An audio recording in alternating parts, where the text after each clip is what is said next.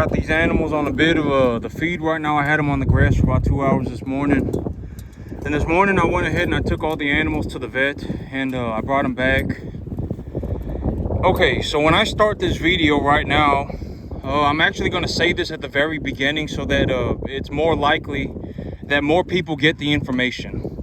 But you see this right here. This is called cattle feeding. And I actually spoke about this about 3 months ago, and I'm gonna say it right now so that more people possibly get the information, and right now it will make more sense. But I said about 3 months ago, I called the video, it was something like getting hit by the double whammy. That's what I called it. It's like getting hit by the double whammy. And the double whammy is if the grain market goes up and the cattle market goes down at the same time. And it's a matter of when. I said it's a matter of when. It is not a matter of if. It is a matter of when. And right now the cattle market is down by about 10-12%. And so it's only a matter of time before the grain market goes up. I said that the cattle business, feeder cattle and the grain market essentially are on a counterweight. And so a few months ago I made the video title something like getting hit by the double whammy. And that when the double whammy happens, if you're in this business where you're just feeding cattle, you buy feed and you feed it to your animals, you're going to be stuck in a situation where you need to run borderline 1,000 calves a year to make 60 grand. And so I'm going to say it right now at the very beginning of the video so that more people possibly get the information. And this is also why I said this business model, it almost never works. If this is the easiest cattle market that I've ever seen in my entire life. It's not going to last for very much longer. It might already be over. The cattle market fell about 12% in the last month. If the feeder cattle market falls another 10% and the grain markets and corn goes up 20%, everybody is screwed. Everybody. And so I was actually saying that make sure you're getting your practice in when it comes to growing grass. I was saying that, right? You want to be practicing growing grass no matter what. It does not matter if the feed is cheap. You want to be learning how to grow grass. Always learn to grow the grass first. I've been saying this repeatedly. I must have been saying this for over a year now. Learn to grow the grass first. I did not even buy my first cow until my 13th year farming. But I'm going to say this right now so that more people get the information, and right now maybe it becomes more crystal clear for people. Why have I been talking about this? Why have I been talking about the double whammy? Grain prices going up and feeder cattle going down at the same time.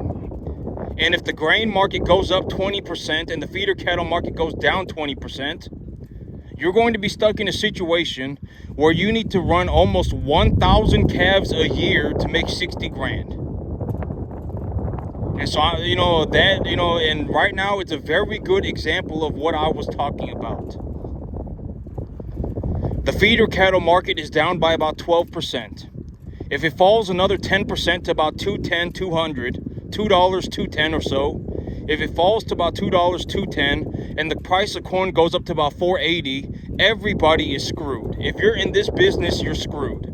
I mean, granted that you're not some major feed yard running like 100,000 cattle at a time.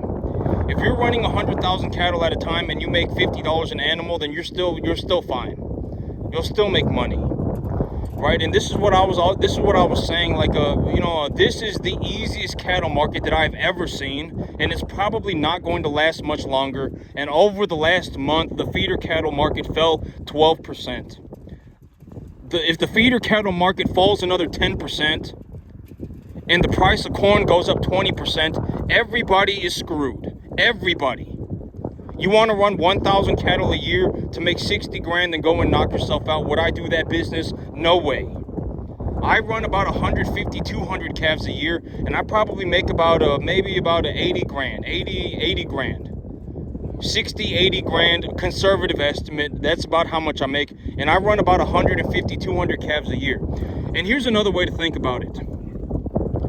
There are a lot of people with 500 acres that don't run 200 cattle a year. They just don't. If you take a look at people farming, I mean, there are a lot of people who have like 100, 500 acres, and they'll have like 50 cattle on 500 acres. There are a lot of people like that. A lot of people. There are, almost, me, I run about 150, 200 calves a year. There are a lot of people with 1,000 acres that don't even run 150, 200 calves a year. And I do extremely well. I mean, I'm not, maybe not, I mean, I don't know, but in terms of the overall data that I've collected, it's like if you go on the internet and you look up these papers, and it's like, we ran this trial, and it's got all of these PhDs listed on the very end. It's got a whole bunch of PhDs and a bunch of interns, and I take a look at their number, and it's like their numbers are essentially the same as mine. I have the same numbers as they do, and this was like 10 PhDs working together with like another 20 interns. It was like 30 people working together. I mean, they were barely running 1,000 cattle, and they had the same numbers as me. Right? I mean, it's like it's like in terms of information like that, it's like, yeah, when I look at what the world is doing.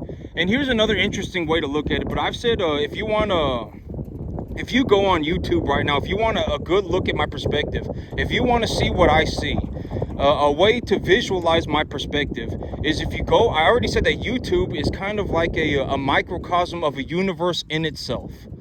YouTube, it's like you can go and watch somebody do anything. If you want to watch somebody do makeup, you can watch somebody do makeup. If you want to watch somebody farming, you can watch somebody farming. If you want to watch somebody buy commercial real estate, I mean, it's like a microcosm of a universe in itself. It's like a representation of the entire U.S. population, but the people who are filming are just the representatives for that population, right? I mean, for that whatever they are doing, right? I mean, that's how YouTube is like a microcosmic universe in itself. And so go on YouTube right now and look up cattle farmers and look at other cattle farmers other than me.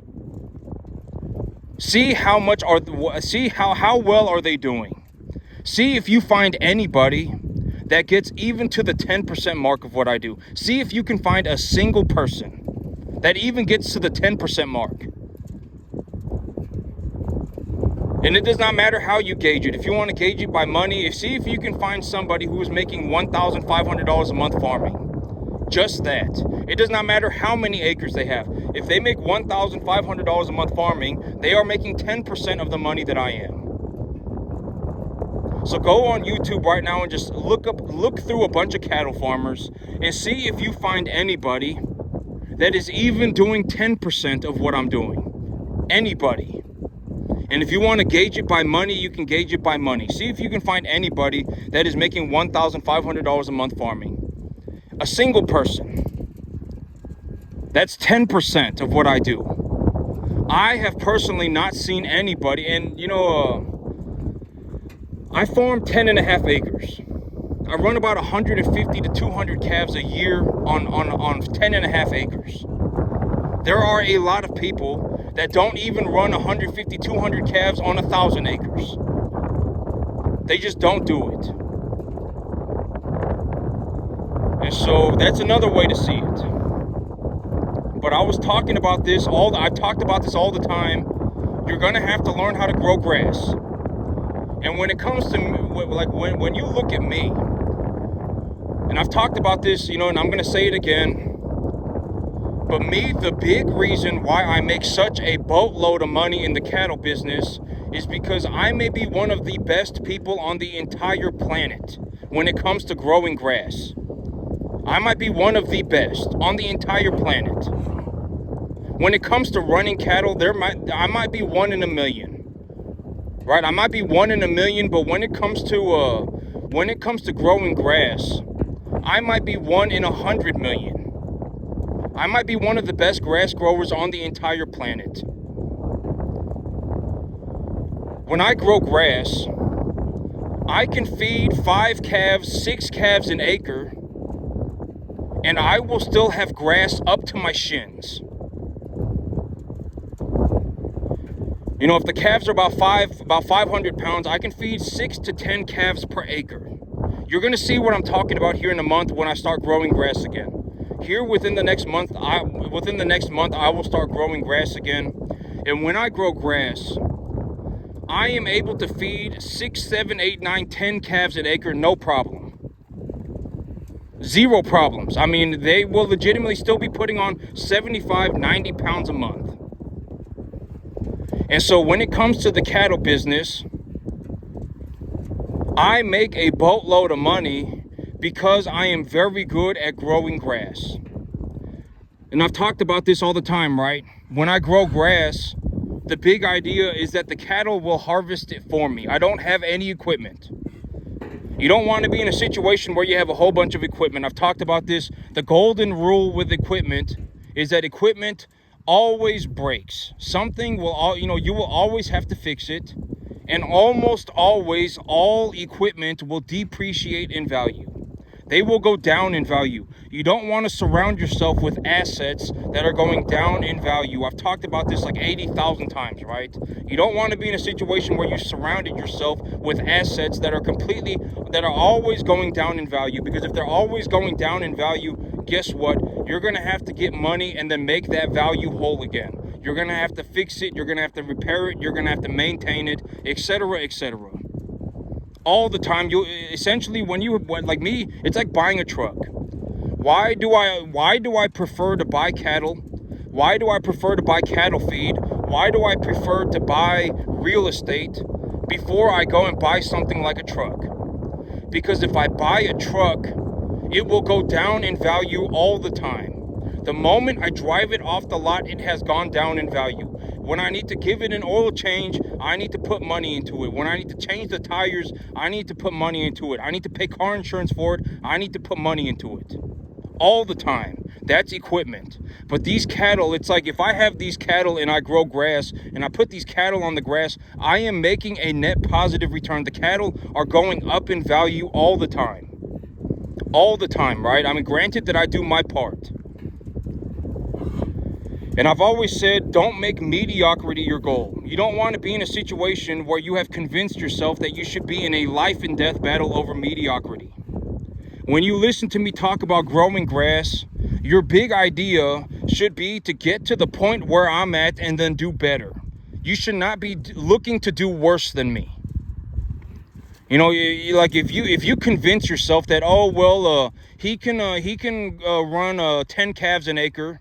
He can run 7 calves an acre growing grass. Well, me, if I just grew enough grass to run 3 calves an acre, I would be happy. You're settling for mediocrity. You're going to turn your life into a life and death battle for mediocrity. You don't want to be in that situation. If like me, I've already talked about this. The big idea when I, present information, the reason I am presenting information is to give others the opportunity to do better than me. That's the end goal. Maybe you see what I'm doing and you see a way to do better than me. That's the big goal. You don't want to turn yourself into a situation where you're having this life and death battle over mediocrity. Oh, well, if he can run 10 calves an acre, maybe I can just do 3. You don't want to be in that situation. Because then your life is going to turn into a life and death battle for mediocrity. It's like if I can run 10 calves an acre, you should be sitting there going, maybe I can run 12 calves per acre. Maybe I can get so good at growing grass that I could run 12 calves per acre. That should be you. You should not be sitting there going, oh, well, if I just settle and then I just, decide to be mediocre, then and I could just do half of what he does, then I can do 3. You don't want to be like that. That's not a good mindset to have. You want to look at what I'm doing and then look to find a way to do better than me. He spent 15 years learning how to do this. Me, I'm going to spend 15 years to do this, but I'm going to get further than him over the next 15 years. That would be a good plan. That would be something that is more realistic. It's like I've already talked about this. There is 0 way that anybody can do this. I can, not overnight. Not even after 2 years, not even after 5 years. And most people, it's too late. Unless you are, and I've talked about this, but it's like if you are going to drop everything that you're doing and then go into like an apprenticeship, and I talked about the sushi man, right? the world-class sushi chef, one of the best in the world. He has like 10 apprentices, and those 10 apprentices live in a room with each other. They don't even go home. They live in that room with each other, and they're there to learn how to make sushi. And for the first 3 years, they don't even get to touch a fish. The first 3 years, all they do is make the rice. That's all they do for the first 3 years. And if that is you, like if you're 20, and if you're 20, 25, 30, and 40, whatever it may be, 50, it does not matter. If you are going to learn how to do this to this level, that is the kind of commitment that you will need. And if you're not that committed, you're wasting your time. You should go and do something else. I guarantee it. I would bet money that you fail. I hope that you succeed, but I would bet money 50 to 1 that you fail. You're not going to get here. You're not. Never. Even if you live to be 5,000, you're not going to make it. But if your plan is like, he spent 15 years to learn how to do this, to get to this point, then I'm going to spend 15 years of my life getting further than him. Then sure, maybe you have a chance. Because the big thing about me is that nobody showed me how to do this. I had to learn how to do this by myself. I started this business by myself. I learned how to run the cattle by myself. I grow the grass by myself. I invest in the real estate by myself. I do all of these things by myself. Nobody showed me how to do any of this. And so it's like maybe if I show people what it's like, and when it comes to my perspective, I am in the top 0.00006 percentile of the entire U.S. economy for the last year. And if you want to think about it another way, see if you can leave whatever, see if you can go and find anybody, a single person who has started a business in the last 365 days and is making an average return of $15,000 to $20,000 a month. See if you can find anybody, because that is what I did. I started this business over about the last 500 days. And right now I am bringing in a revenue of about $15,000 to $20,000 a month.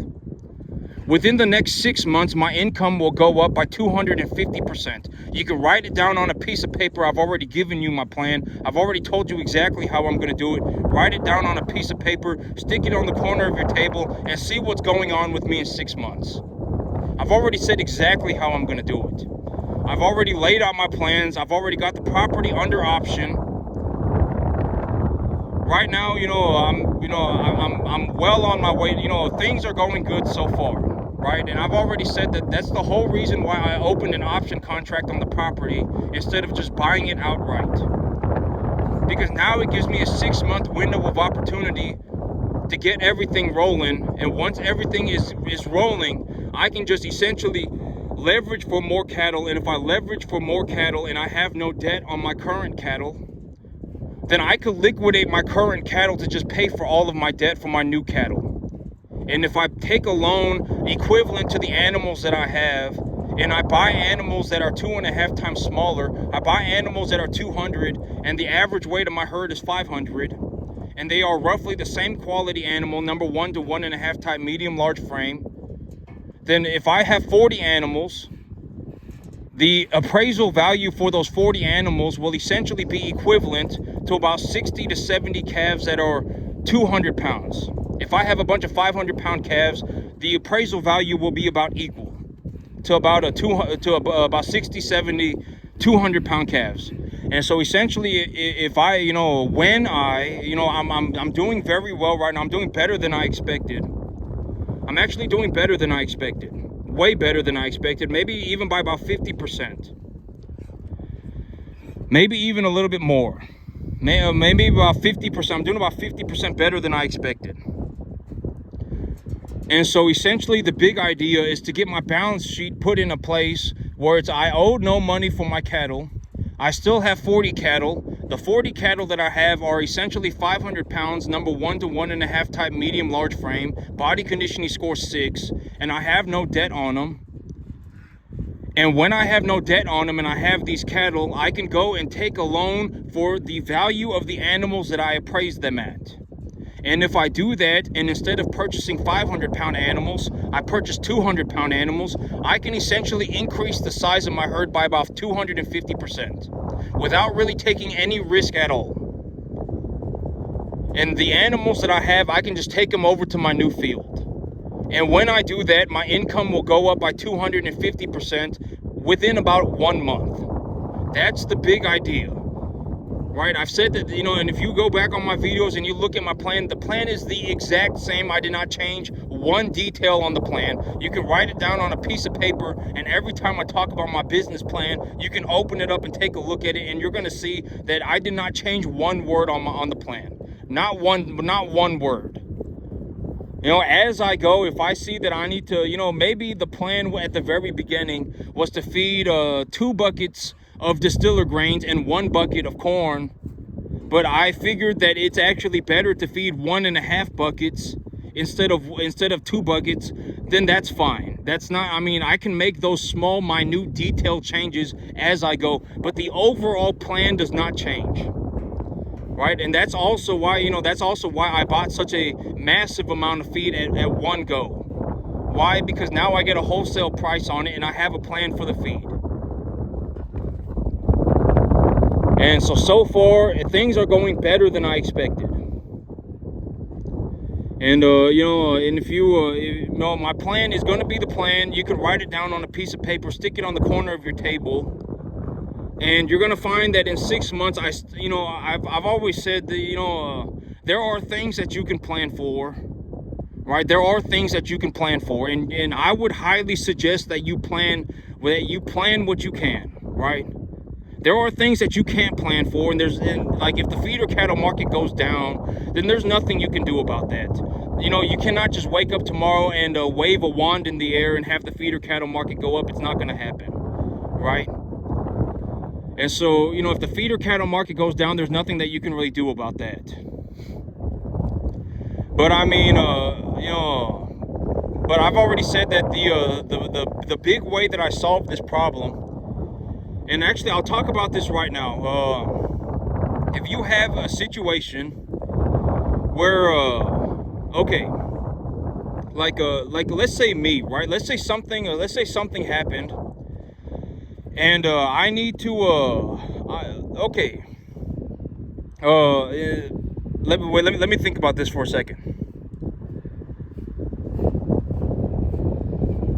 Okay, so let's say something happens, and let's say, my average death line, actually, I'll talk about this right now. The animal that was sick yesterday did unfortunately die. I'm not sure exactly what happened to that calf, but that calf was just fine about 4 days ago. The calf was eating and no problem, and when the calf stopped eating, I gave him a shot of antibiotics, and then 2 days after I gave him the shot of antibiotics, he looked horrible, and then he died that evening. But this calf, I wrote on his ear tag that I had already given him antibiotics multiple times in the past. And so I think that maybe that this calf was just this calf was just a calf that was just constantly getting sick. I'm not exactly sure what happened, but the calf, he had gotten 2 shots of antibiotics. The animal had gotten 2 shots of antibiotics about a month ago, and then it's been about a month, and the animal got deathly sick, very fast. It got sick very fast and died very rapidly. But let's say you're in a situation. Okay, actually, I'll talk about this. But the market has 3 ways that it can move. It can move down, it can move sideways, and it can move up. And if you get into this business and your big idea is that you're not going to worry about growing grass. You're like, oh my God, growing grass, it's going to take too long. You're going to have to spend 15 years to learn how to grow grass, and it's going to take too long. But you figure that it's just going to be easier if you can just buy feed and give it to your animals. And here's the thing. The market is, and this is why I would suggest that you don't be in that business, and that you should learn how to grow grass, because if you can't grow grass, the cattle business is going to be a miserable time for you. You're better off just doing something else. I would even go as far as to say learn how to grow the grass first. You should learn how to grow the grass first, because if you can't grow the grass, you're screwed. I guarantee it. You're screwed. Unless you have like a multi-$100 million feed yard and you're like running 100,000 animals at a time, you're screwed. I can almost guarantee it. I mean, if you're in a situation where you have 1,000 acres and it's already paid off and you want to run some mama cows on it, then knock yourself out. I mean, you could probably make a $40,000-$50,000 a year running 200 cattle on your 1,000 acres if that's what you want to do. But here's the thing: the market can move three ways. It can move down, it can move sideways, and then it can move up. And if the market moves sideways, and you're in this business, you're in the cattle feeding business, you're going to make about $50 to $100 an animal. You will have to run 600 to 1,200 cattle a year to make 60 grand. If the market goes down, it does not matter what you do, you're going to lose money. And if the market goes up, maybe you make a couple, maybe you make whatever, you make $150, $200 an animal. But now you're at risk. You're at a 33% possibility of making money. A 33% possibility. When you look at my business plan is probably a 99.9998% possibility of me making money. The chance of me losing money in the cattle business over a long period of time is 0%. That's the reason why I make my business plan like this. I grow grass, I source the animals myself, I keep an eye on the commodity markets. There's a reason why I do all these things. Why? Because when I run my business like this, it puts me at I don't want to sound arrogant. And I've already said that the big idea is not to sound arrogant or to sound, there is no part of me that is looking to sound arrogant. I'm not. But the reason I make my plans this way is because if I do it this way, the chance of me losing money is not going to happen. I would be willing to bet that I do not go net negative over the course of 1 year ever. The entire year, no way. Maybe I go net negative 3 months out of a year sometimes. If something horrible happens, like there's a massive drought, right? I mean, even when I bought my animals at or even when I bought my feed at a cheaper price, and there's a massive drought and cattle prices are going down. Maybe I lose money during the course of the drought, but as soon as the drought is over, I will buy animals during the drought, and as soon as the drought is over, I will start making money again. And when I make money, it's like I make like $15,000-$20,000 a month on a 10.5 acre field. When I'm growing grass, I average like $10,000-$12,000 a month net profit.